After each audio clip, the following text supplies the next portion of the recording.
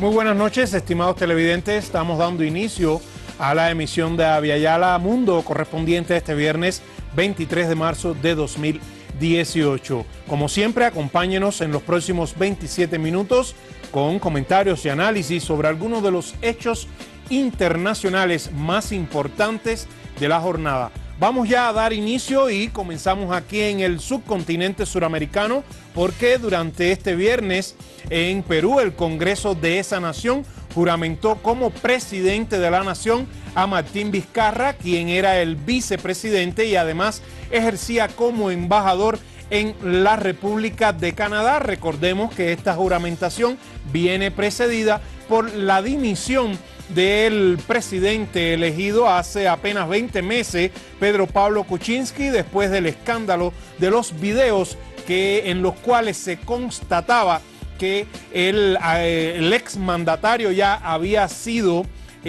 sometido por parte de algunos de los miembros del Frente Popular, del Partido Frente Popular, en específico por Kenji Fujimori, el hijo menor del exmandatario Alberto Fujimori, para que a su vez Kuczynski le tramitara la libertad por cuestiones humanitarias a su padre que se encontraba en prisión.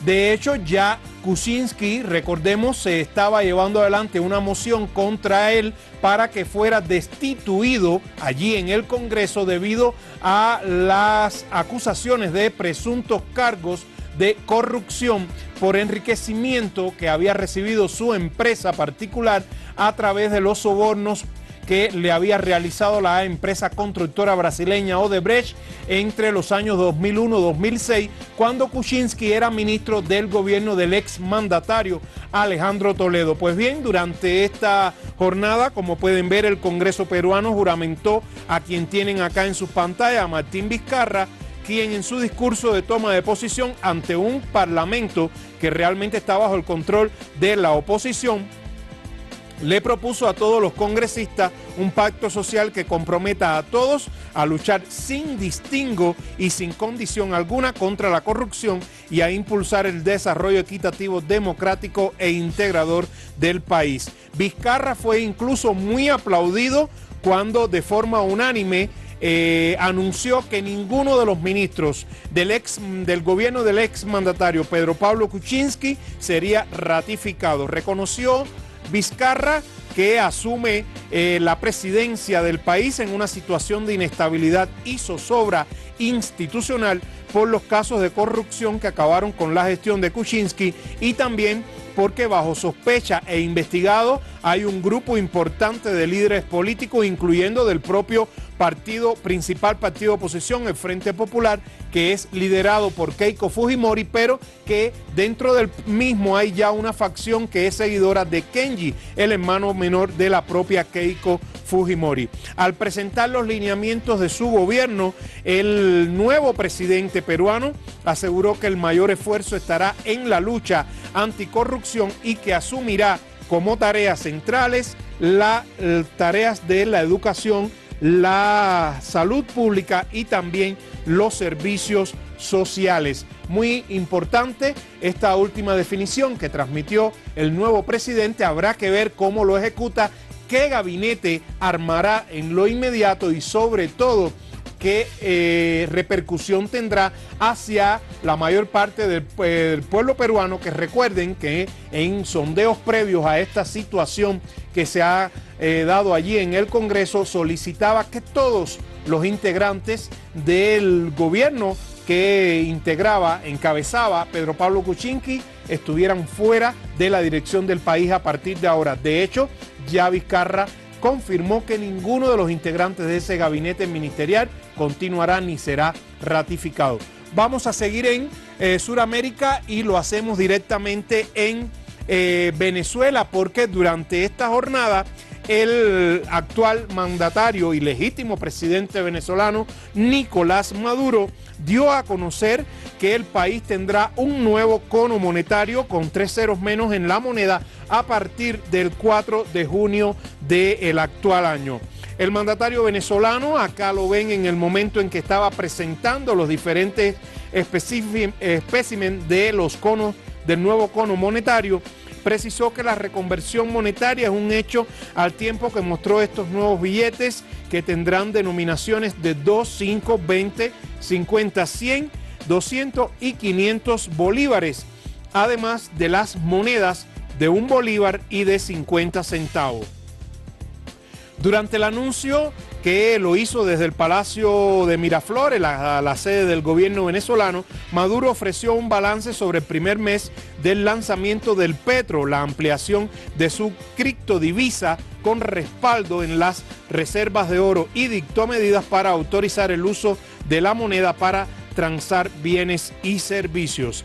El mandatario reconoció que el país, la mayor parte de los venezolanos en estos momentos están atravesando por serias penurias y que están siendo ocasionadas porque las mafias se apoderan del efectivo. Reiteró incluso su acusación al presidente de Colombia, Juan Manuel Santos, de alentar la sustracción de billetes venezolanos y sacarlos fuera del territorio de la República Bolivariana.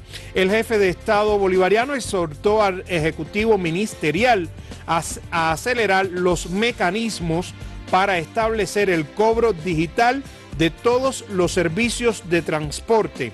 En diciembre de 2016, recordemos, ya Venezuela había lanzado un nuevo cono monetario que, sin embargo, debido a la espiral inflacionaria que ha generado las presiones económicas externas, en particular las sanciones financieras impuestas por Estados Unidos, contribuyeron a su rápida pérdida de valor en todos los casos, o sea, en todos los billetes que integraron ese cono monetario que se había establecido en diciembre del año 2016.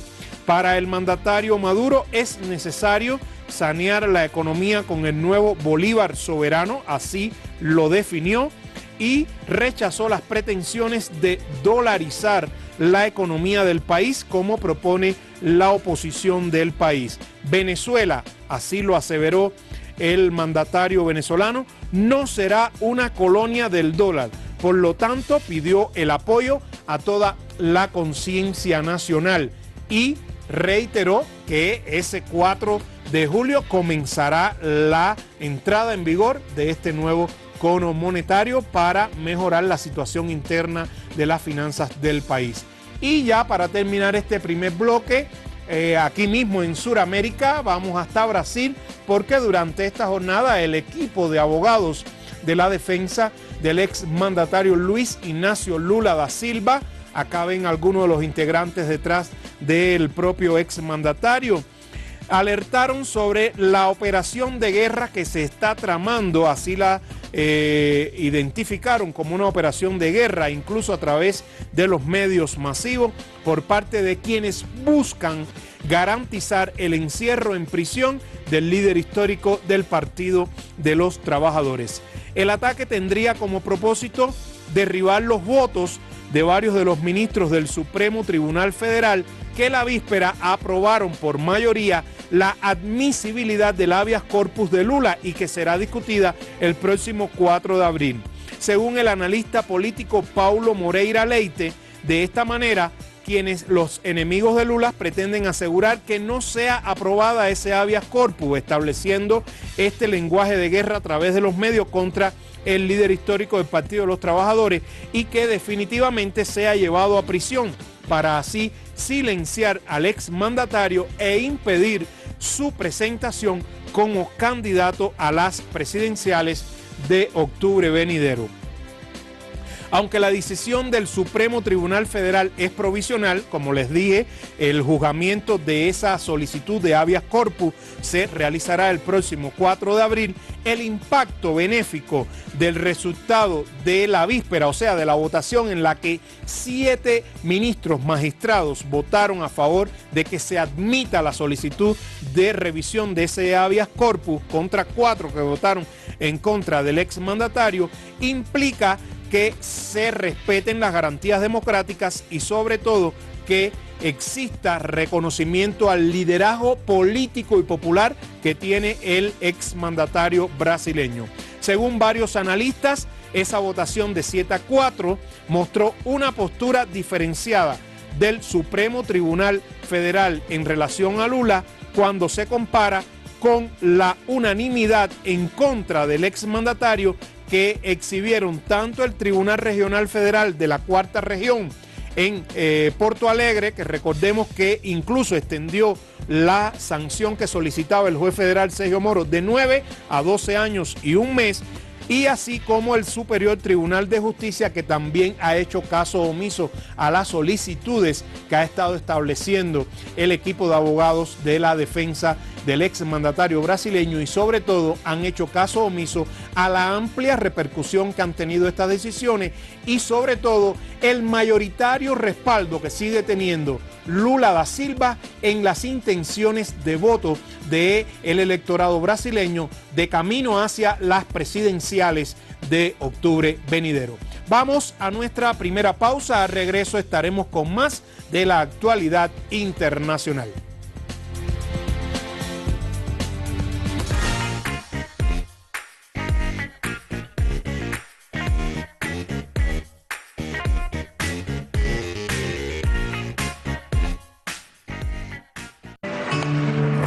Rock Producciones presenta los ritmos, canciones y éxitos que marcaron nuestras generaciones.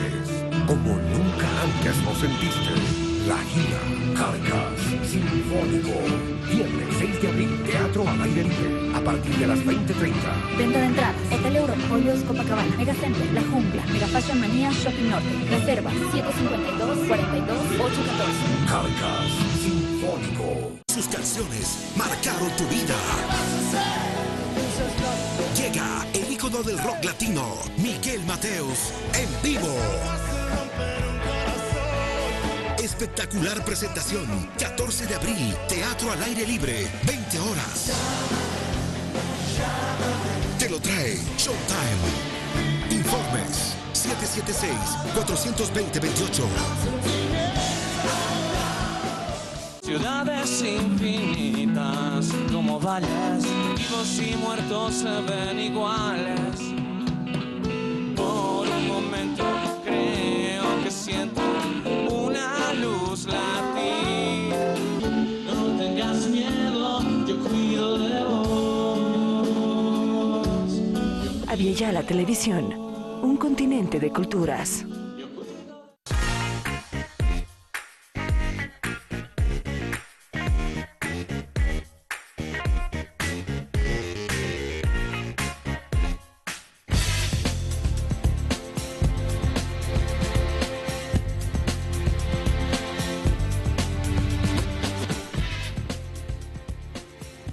Cientos de miles de franceses salieron a las calles en todo el territorio nacional durante la jornada de este viernes en protesta contra las principales medidas que ha tomado el actual gobierno encabezado por Emmanuel Macron. El pueblo francés ha dicho no a los planes del gobierno de seguir estableciendo recortes y sobre todo de disminuir los fondos para los servicios públicos.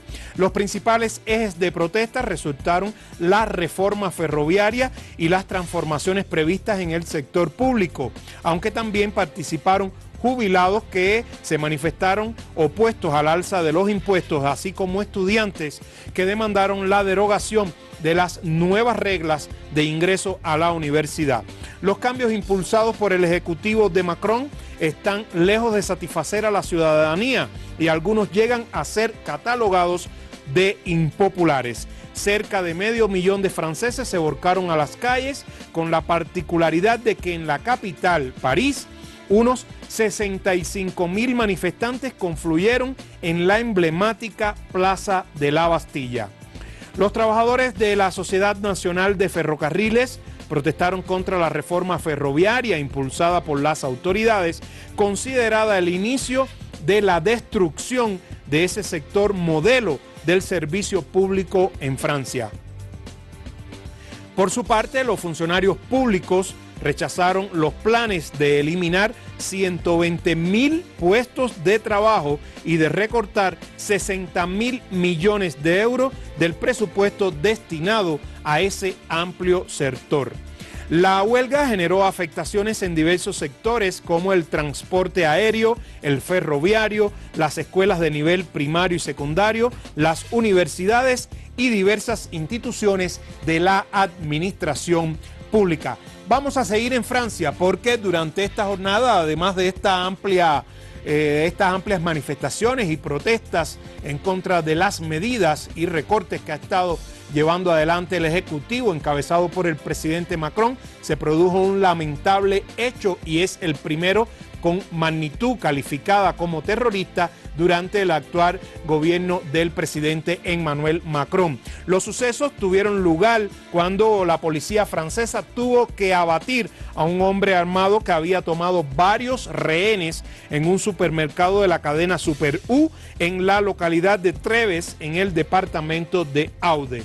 Las autoridades calificaron el hecho, como les decía, como una acción terrorista y confirmaron que el atacante mató a 3 personas e hirió a 16.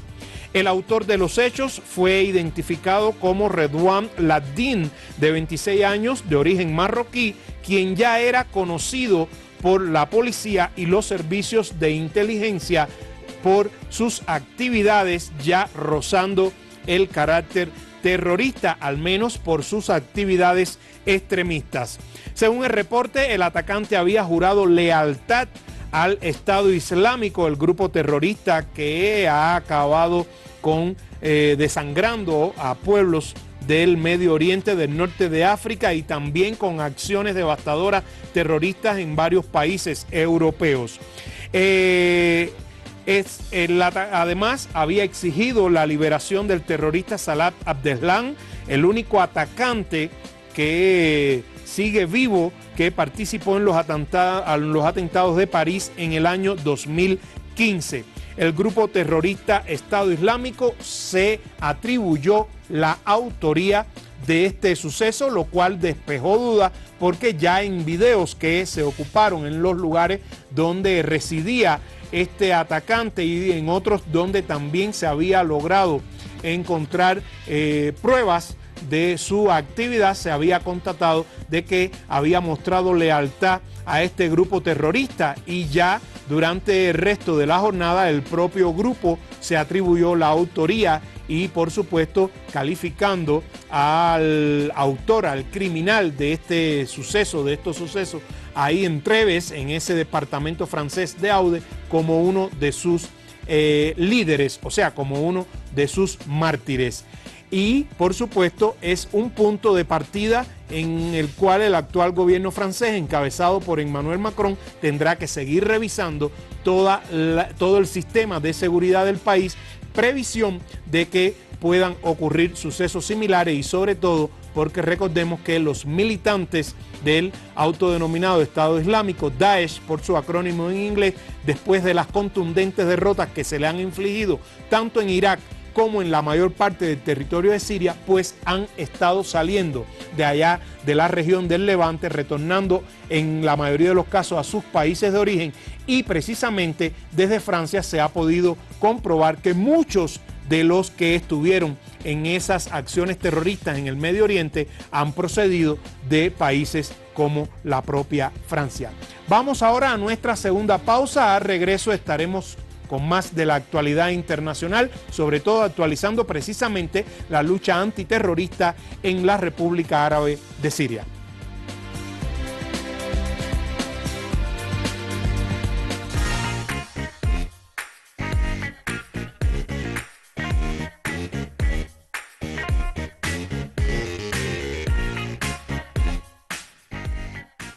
Por lo menos, dime quién es. Es Jorge Alejandro Rivadeneira Montes de Oca. ¡Mi mejor amigo! Oye, pero ¿acaso no acaba de regresar de los Estados Unidos? Fue amor a primera vista. No, Lucía. Voy a luchar por ti. ¡No, Alex! Nuestro amor ya tiene un fruto. ¡No! El amor cestido. Miércoles 28 y jueves 29 de marzo en el Teatro Municipal de Cámara.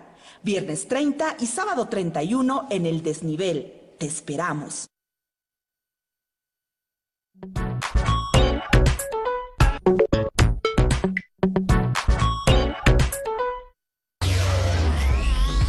Valió la pena esperar. Un increíble despliegue musical. Una experiencia única de ver a los protagonistas de tu serie favorita. Soy Luna en vivo. Te lo trae Showtime.bo. Informes y reservas 776-420-28. Muy pronto.